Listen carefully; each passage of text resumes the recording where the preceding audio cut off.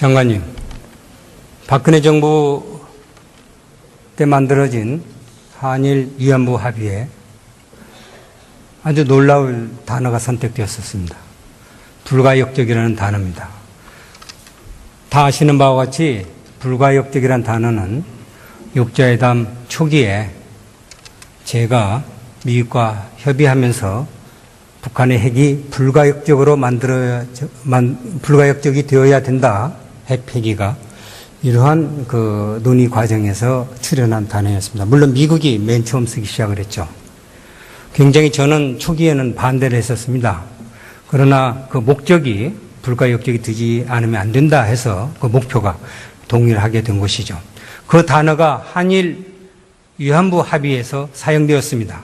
장관님 지금 이 머릿속에 불가역이라는 단어가 다자조약이나 또는 양자조약이나 또는 양국 간의 그 외교적 합의에서 쓰여진 사례가 있다고 생각하십니까? 네, 의원님 말씀대로 이것은 그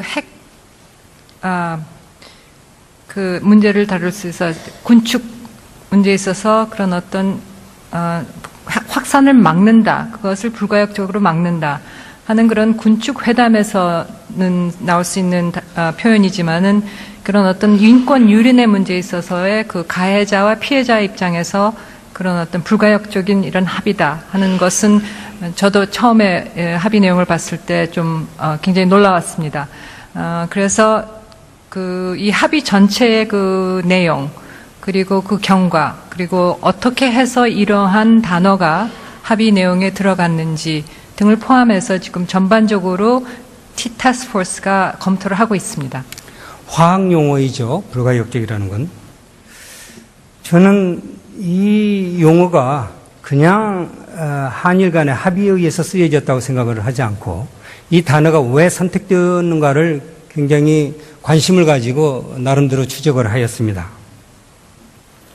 최근 본의원에게 위안부 합의 협상 과정에 관한 구체적인 제보가 있었습니다.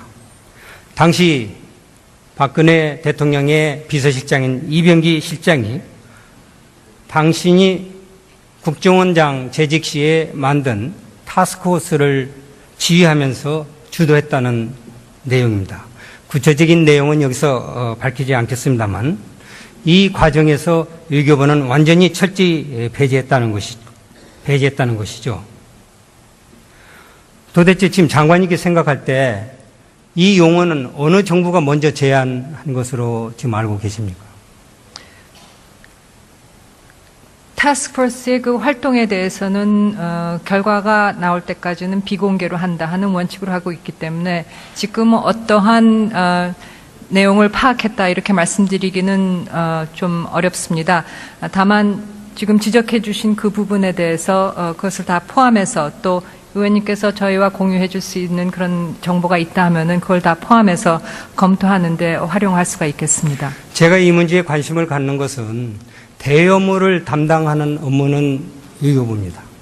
외교부가 철저히 배제된 채 한일 간의 국정원, 비서실장이 지휘하는 국정원의 타스크포스가 협상까지 다 하고 문안까지 다 만들어가지고 최종적으로 외교부에 보내서 이것을 발표하라 하는 지시를 했다는 겁니다. 외교부 장관이나 당시 외교부 장관이나 외교부 직원들은 자괴감이 컸을 것으로 생각을 합니다. 어떻게 생각하십니까? 검토 결과를 전반적으로 봐야겠지만은 만약에 그런 상황이었다 그러면은 외교부 장관으로서 그런 상황을 맞았다 그러면은 말씀하신 대로 크게 자괴감을 느꼈을 것 같습니다. 시스템이 일을 해야 되는데 대외 업무를 담당하는 외교부가 완전히 배제된 채 이 중요한 외교 업무를 국정원이 담당해서 했다는 것은 굉장히 중대한 적폐 아닙니까? 다시 한번 말씀드리는데 아직까지는 그 경과의 그 세부 내용에 대해 있어서 그 발표를 드릴 수 있는 상황이 아니기 때문에 전반적으로 좀 검토를 만일 하고 그렇다면 네. 외교부를 완전히 배제한 채 국정원이 협상도 하고 문안도 만들고 그렇기 때문에 불가역적이라는 단어가 사용되었고 이런 것을 볼 때에 외교부로서는 앞으로 외교부 본연의 업무는 절대 다른 기관이 관여해서는 안 된다. 외교부가 주무부서가 되어야 된다 하는 그런 각오를 새롭게 해야 될 텐데 어떻게 생각하십니까? 네, 그 결과를 예단할 수는 없지만은 검토 결과 저희가 그 절차적으로나 그런 어떤 영역에 있어서 분명히 문제가 되는 부분이 있었다 하면은 그것을 교훈으로 삼아서 앞으로 그런 어떤 협상을 하는 데 있어서 그 교훈을 삼아서 개정할 부분이 있으면 분명히 개정을 해야 된다고 생각합니다. 외교부는 국민들로부터 더욱 신뢰받는 부서가 되어야 합니다. 외교는 외교부에 맡겨야 된다는 그런 인식을 국민과 대통령에게 심어줘야 합니다. 이것이 바로 국민과 함께하는 국민외교의 시작이라고 저는 생각합니다. 들어가 주십시오. 총리님 나와 주시기 바랍니다.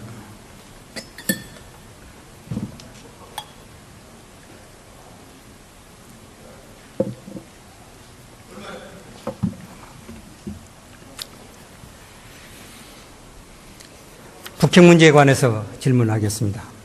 저는 하나의 가상 시나리오로부터 북핵 문제에 관한 대정부 질문을 시작해 보려고 합니다.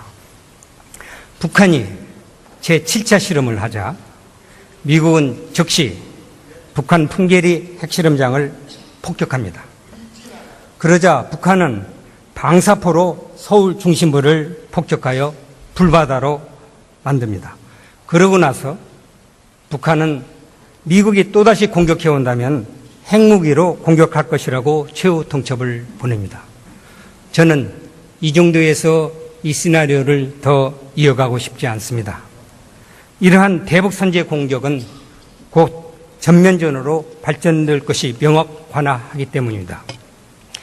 이는 북한이 핵을 사용할 가능성을 더욱 높이는 것이기 때문에 결코 선택할 수 없는 시나리오입니다.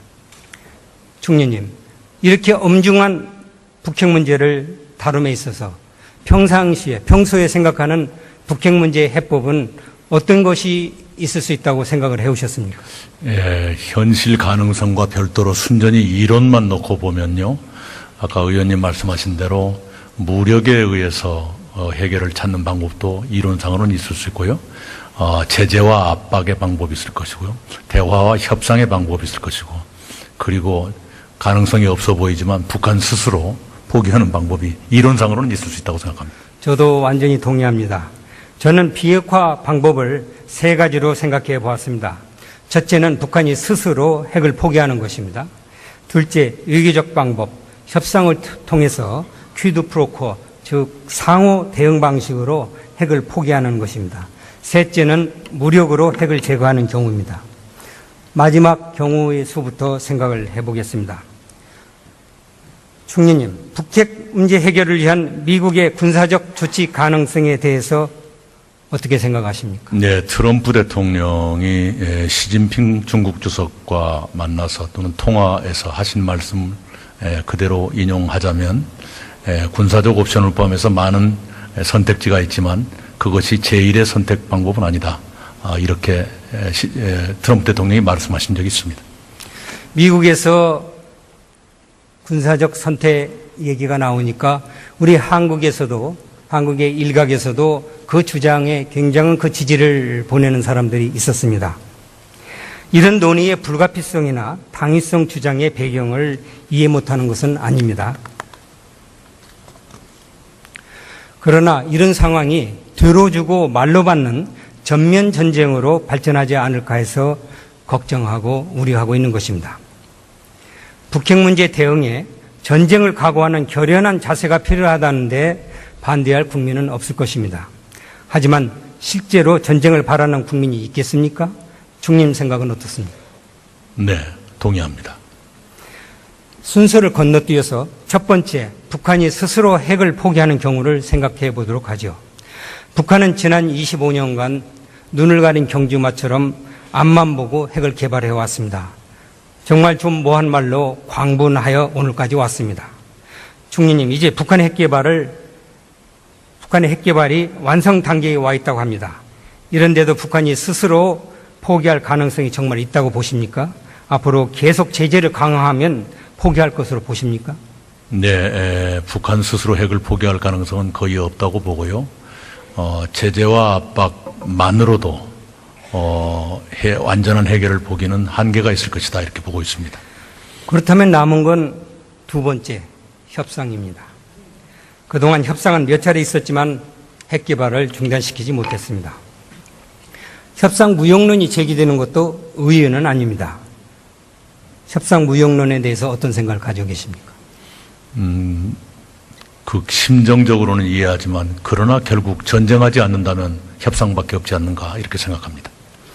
우리는 협상의 장이 열릴 것을 기대하면서도 앞으로 협상이 성공할 것이라는 희망은 버리지 않되 꼭 성공할 것이라고 장담은 하지 맙시다. 제가 경험한 제1차 핵위기부터 오늘까지 이런 것을 수없이 보아왔기 때문입니다. 1990년대 협상과 2000년대 6자 회담의 결과가 준 교훈입니다. 제가 1990년대부터 핵 문제에 관여해왔고 협상체를 만들어왔고 협상에 수석대표로 참여했기 때문에 너무 절실한 생각이 들어서 지금 말씀을 드리는 겁니다.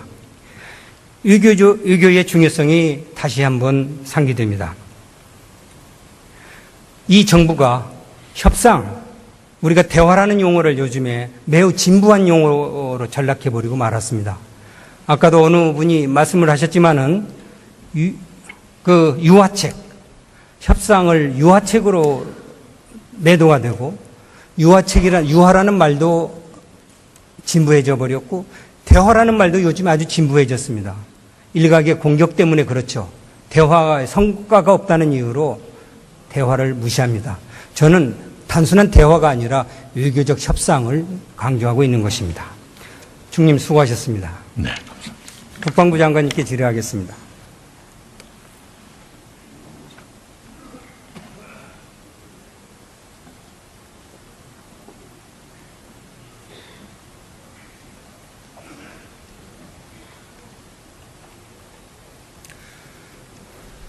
요즘 고생이 좀 많으신 것 같습니다. 전술핵 배치 문제 때문에 고뇌가 깊으시리라고 생각됩니다. 지금 우리 사회에서 전술핵을 재배치해야 한다는 주장이 공공연하게 나오고 있습니다. 장관님은 아직도 전술핵 재배치를 검토하고 계십니까? 검토하고 있지 않습니다. 검토하신다고 하셨는데요. 깊이 검토한다는 의미는 여러 가지 대안을 다 모아가지고 국민의 안전과 생명을 보호하는 차원에서 검토한다고 했는데 그 검토의 내용은 그거를 지렛대로 삼아서 더 좋은 대안을 얻어내기 위한 방침이 아마 국민들이나 일부 정치인들이 장관님께서 검토라는 용어를 사용하심으로써 정부 차원에서 예를 들어서 NSC에서 검토하고 있는 것으로 오해를 한 것 같습니다. 검토의 뜻이 무엇인지에 대한 오해에서 네. 논란이 증폭됐던 그런 느낌을 받았습니다. 장관님은 현재 한반도를 둘러싼 국제정치의 역학 구도와 한반도 비핵화라는 현재 미국의 전략을 볼 때 전술핵 재배치가 가능하다고 보십니까? 미 국방장관이나 그 핵심 요원들하고 얘기해 볼 때는 미국의 핵 확산 억제 정책은 계속 지속되고 있습니다. 그래서 그 가능성은 없다고 생각합니다. 저도 아직은 어려운 이야기며 실현되면은 더 많은 문제가 생길 것이라고 생각을 네. 합니다. 단지 남북한 관계의 문제가 아니라 주변국과의 관계도 맞습니다. 매우 미묘해질 걸로 그렇게 생각을 합니다. 북한의 핵이 없던 1991년까지 남한에는 전술핵이 있었습니다. 북한이 핵을 개발하기 시작할 때는 남한에서 전술핵이 철수되었습니다. 한반도 비핵화 합의의 역설이요 함정이었습니다. 다른 한편 요즘 많이 회자되고 있는 공포의 균형은 미국과 소련 간의 치열한 핵 경쟁의식이 냉전 중에 동원되었던 논리였다는 사실도 간과해서는 안 됩니다. 장관님, 미국의 한반도 비핵화 정책이 바뀔 가능성이 있습니까? 없다고 생각합니다. 한반도 비핵화 합의는 단순한 외교적 문서가 아닙니다. 이 합의에는 한반도 비핵화의 도덕적 가능성과 가치가 내재되어 있습니다. 주변국가의 국익도 반영되어 있습니다. 동의하십니까? 네, 충분히 동의합니다.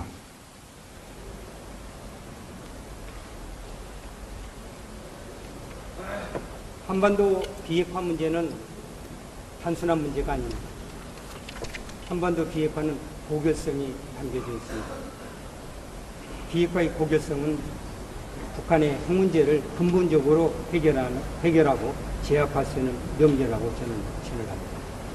경청해 주셔서. 지금 지적해 주신 그 부분에 대해서 그것을 다 포함해서 또 의원님께서 저희와 공유해 줄 수 있는 그런 정보가 있다 하면은 그걸 다 포함해서 검토하는데 활용할 수가 있겠습니다. 제가 이 문제에 관심을 갖는 것은 대업무를 담당하는 업무는 외교부입니다. 외교부가 철저히 배제된 채 한일 간의 국정원, 비서실장이 지휘하는 국정원의 타스크포스가 협상까지 다 하고 문안까지 다 만들어가지고 최종적으로 외교부에 보내서 이것을 발표하라 하는 지시를 했다는 겁니다. 외교부 장관이나 당시 외교부 장관이나 외교부 직원들은 자괴감이 컸을 것으로 생각을 합니다. 어떻게 생각하십니까? 검토 결과를 전반적으로 봐야겠지만은 만약에 그런 상황이었다 그러면은 외교부 장관으로서 그런 상황을 맞았다 그러면은 말씀하신 대로 크게 자괴감을 느꼈을 것 같습니다. 시스템이 일을 해야 되는데 대업무를 담당하는 외교부가 완전히 배제되는가를 굉장히 관심을 가지고 나름대로 추적을 하였습니다. 최근 본의원에게 위안부 합의 협상 과정에 관한 구체적인 제보가 있었습니다. 당시 박근혜 대통령의 비서실장인 이병기 실장이 당신이 국정원장 재직 시에 만든 타스크포스를 지휘하면서 주도했다는 내용입니다. 구체적인 내용은 여기서 밝히지 않겠습니다만 이 과정에서 외교부는 완전히 철저히 배제했다는 것이죠. 도대체 지금 장관님께 생각할 때 이 용어는 어느 정부가 먼저 제안한 것으로 지금 알고 계십니까? 타스크포스의 그 활동에 대해서는 결과가 나올 때까지는 비공개로 한다 하는 원칙으로 하고 있기 때문에 지금 어떠한 내용을 파악했다 이렇게 말씀드리기는 좀 어렵습니다. 다만 이 중요한 외교 업무를 국정원이 담당해서 했다는 것은 굉장히 중대한 적폐 아닙니까? 다시 한번 말씀드리는데 아직까지는 그 경과의 그 세부 내용에 대해 있어서 그 발표를 드릴 수 있는 상황이 아니기 때문에 전반적으로 좀 검토를 만일 하고 그렇다면 네. 외교부를 완전히 배제한 채 국정원이 협상도 하고 문안도 만들고 그렇기 때문에 불가역적이라는 단어가 사용되었고 이런 것을 볼 때에 외교부로서는 앞으로 외교부 본연의 업무는 절대 다른 기관이 관여해서는 안 된다. 외교부가 주무부서가 되어야 된다 하는 그런 각오를 새롭게 해야 될 텐데 어떻게 생각하십니까? 네, 그 결과를 예단할 수는 없지만은 검토 결과 저희가 그 절차적으로나 그런 어떤 영역에 있어서 분명히 문제가 되는 부분이 있었다 하면은 그것을 교훈으로 삼아서 앞으로 그런 어떤 협상을 하는 데 있어서 그 교훈을 삼아서 장관님, 박근혜 정부 때 만들어진 한일 위안부 합의에 아주 놀라울 단어가 선택되었었습니다. 불가역적이라는 단어입니다. 다 아시는 바와 같이 불가역적이라는 단어는 육자회담 초기에 제가 미국과 협의하면서 북한의 핵이 불가역적이 되어야 된다. 핵 폐기가 이러한 그 논의 과정에서 출연한 단어였습니다. 물론 미국이 맨 처음 쓰기 시작을 했죠. 굉장히 저는 초기에는 반대를 했었습니다. 그러나 그 목적이 불가역적이 되지 않으면 안 된다 해서 그 목표가 동일하게 된 것이죠. 그 단어가 한일 위안부 합의에서 사용되었습니다. 장관님 지금 이 머릿속에 불가역이라는 단어가 다자조약이나 또는 양자조약이나 또는 양국 간의 그 외교적 합의에서 쓰여진 사례가 있다고 생각하십니까? 네, 의원님 말씀대로 이것은 그 문제를 다룰 수 있어 군축 문제에 있어서 그런 어떤 확산을 막는다, 그것을 불가역적으로 막는다 하는 그런 군축 회담에서는 나올 수 있는 표현이지만은 그런 어떤 인권 유린의 문제에 있어서의 그 가해자와 피해자 입장에서 그런 어떤 불가역적인 이런 합의다 하는 것은 저도 처음에 합의 내용을 봤을 때 좀 굉장히 놀라웠습니다. 그래서 이 합의 전체의 그 내용, 그리고 그 경과, 그리고 어떻게 해서 이러한 단어가 합의 내용에 들어갔는지 등을 포함해서 지금 전반적으로 T-타스크포스가 검토를 하고 있습니다. 화학 용어이죠. 불가역적이라는 건. 저는 이 용어가 그냥 한일 간의 합의에 의해서 쓰여졌다고 생각을 하지 않고 이 단어가 왜 선택되었는지